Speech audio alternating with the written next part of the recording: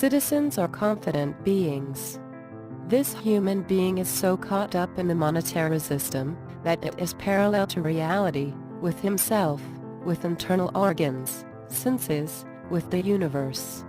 This human being observes through definition, instead to define through observation. It is opposite to science.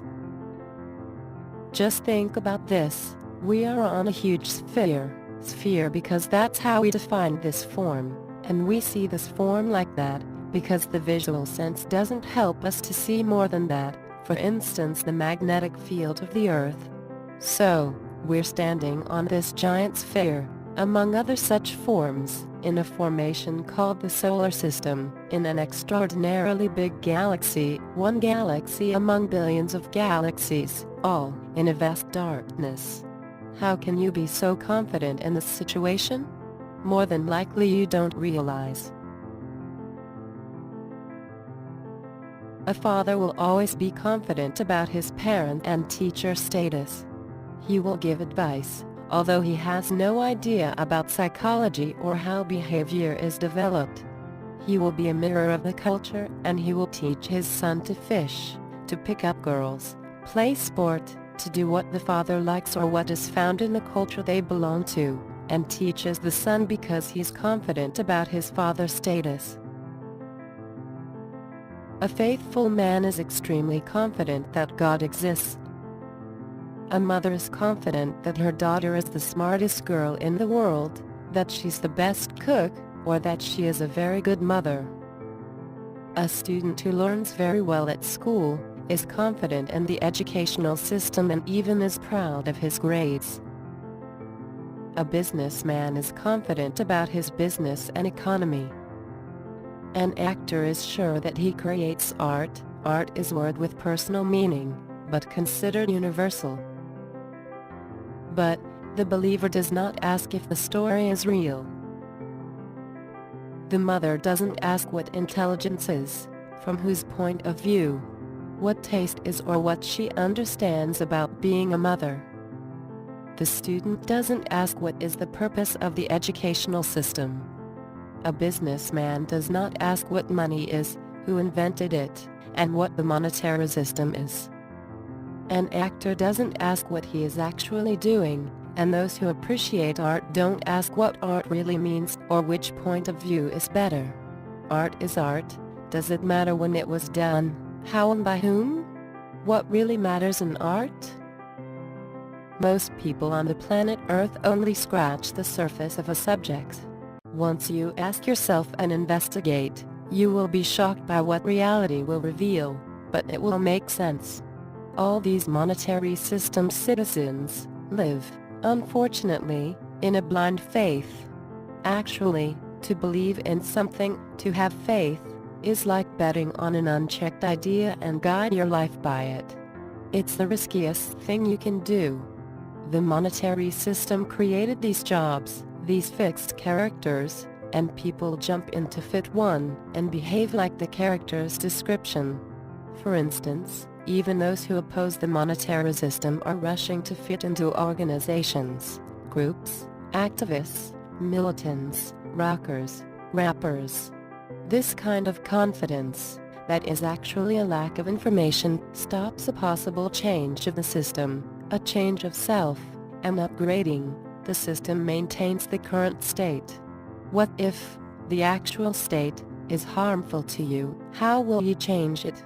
With those kind of people, so confident on their ideas which aren't actually theirs, it's almost impossible to discuss an idea that comes into contradiction with theirs. Besides, if you have noticed, nobody knows how to say, "I do not know." Everyone has an opinion about everything, and this led to many personal ideas taken as being true, conspiracies, religions, etc. It's a widespread view in a democratic society that a responsible citizen ought to have an opinion about everything. Well, you can't know very much about everything, and so your opinions are likely to be based upon bullshit.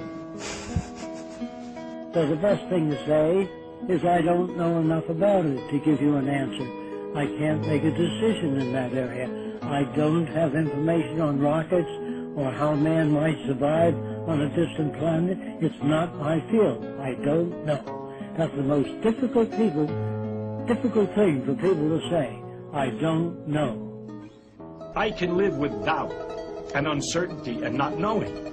I think it's much more interesting to live not knowing than to have answers which might be wrong.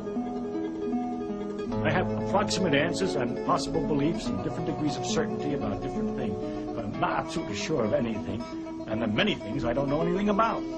But I don't have to know an answer. I don't feel frightened by not knowing, by being lost in a mysterious universe without having any purpose, which is the way it really is as far as I can tell possible. It doesn't frighten me.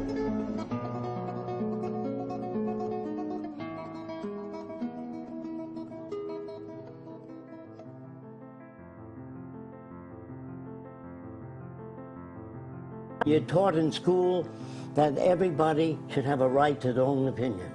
Is that right? Mm-hmm. Okay, now, suppose you lived across the way from me, and I see 10 guys coming out of your apartment, and I have a right to my own opinion. She could be a ballet instructor, language instructor. Never give people the right to their own opinion. If their own opinion is sane, and I say, what's going on there? I honestly don't know. She could be a language instructor, a ballet instructor, but if you give everybody a right to their own opinion, you think man will ever get to the moon? Nah, not in 1,000 years. I'm not interested in that. Are you a rocket expert? Do you know anything about space travel? I don't want your opinion. And so that's why we have so much trouble with people, because they do not have a common way of seeking information. You say, well, if you ask me, I think my opinion is just as good as yours. Good.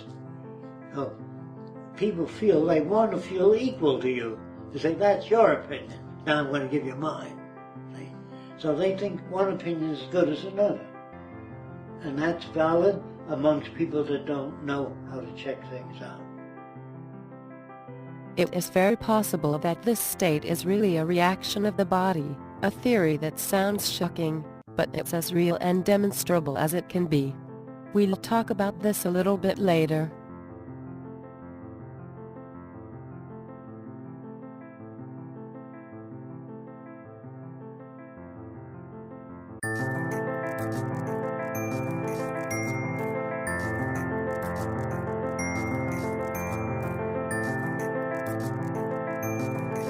As long as you enter in conflict with another person, you will not reach any agreement.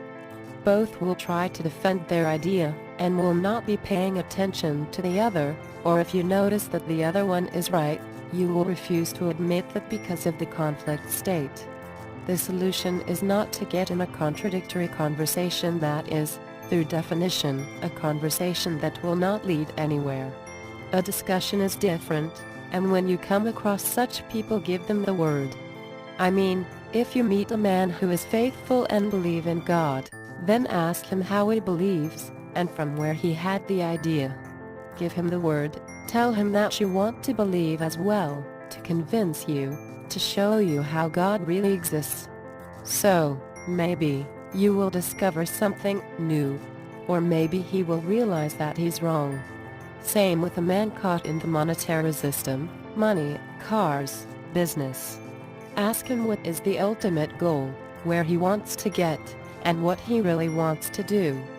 Tell him that he lives and feeds with imagination, that he owns the car because others accept that and believe him, or that his businesses are just transferring money and money are just some papers.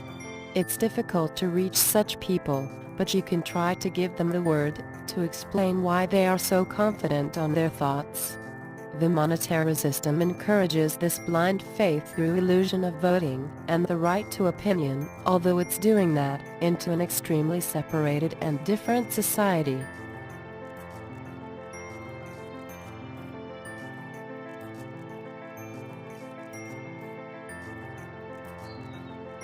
You've heard all this, you as a human being.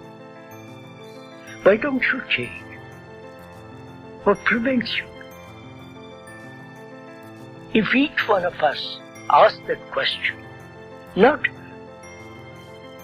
verbally or merely intellectually, as an entertainment. But ask that question more seriously and deeply. What's your answer?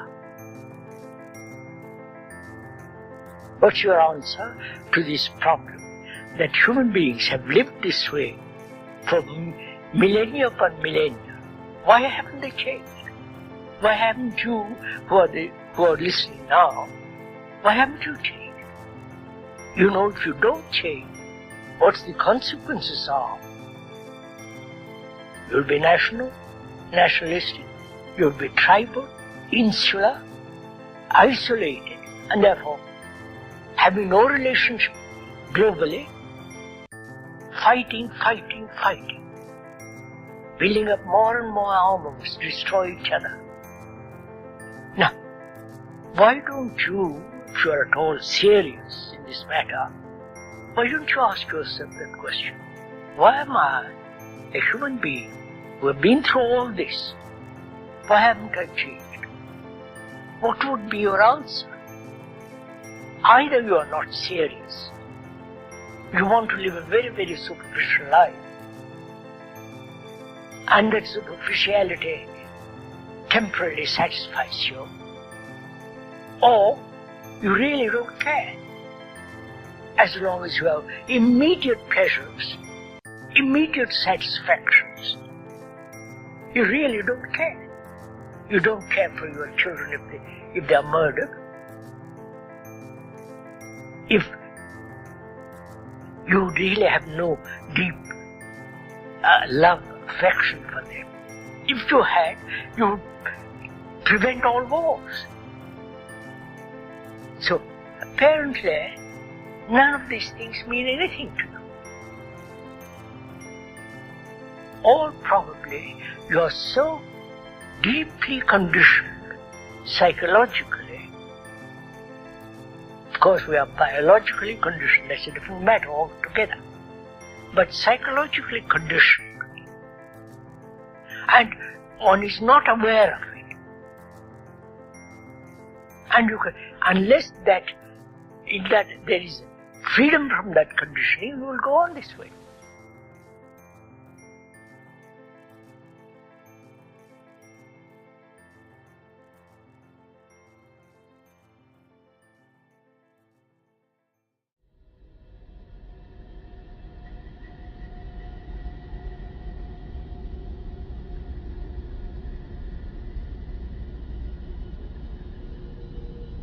It's funny, but amazingly shocking, how people can be so confident in a situation where they know just a fraction about the environment, about their body, about the planet Earth or the universe.